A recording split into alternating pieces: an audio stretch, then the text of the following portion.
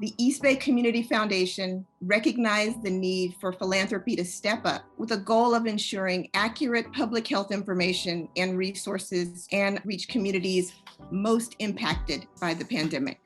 Now, this partnership influenced and informed true structural change, including the development of a new federal grant program, the Community-Based Workforce for COVID-19 Vaccine Outreach Grant, a historic collaboration between philanthropy, federal government, and grassroots community-based organizations. Because of the history and the lack of health care in many communities of color, COVID-19 has been much more pronounced.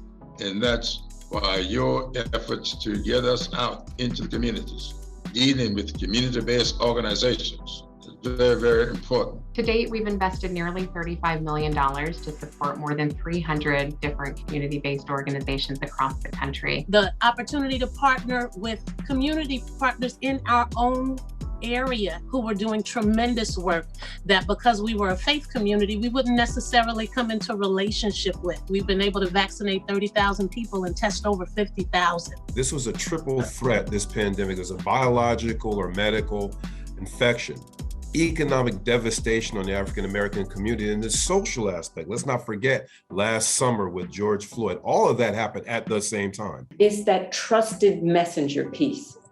People, when we went into the community and they saw us, they trusted us.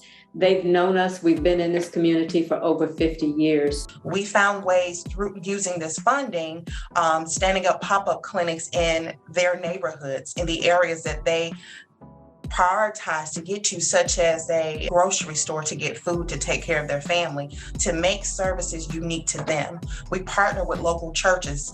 While they were doing food programs, we were testing. So once we registered and you went to one line to get food and you went to one line to get utility assistance, you were also getting swabbed or you were receiving a vaccine as well. This pandemic was not the first time that the minority community was challenged by a pandemic, and the system walked away and did not do what it needed to do for it. The fact that community-based organizations are the trusted messengers is critical. If we're going to have structural change, if we're going to have changes in how communities operate and their health, those changes have to come from the bottom up. They cannot come from the top down. We found a lot of our seniors and a lot of our target audience did not have access to the internet, and the larger mass testing sites and the mass vaccination sites required that you have internet in order to secure an appointment. And we did find ways past these barriers. We did phone calls.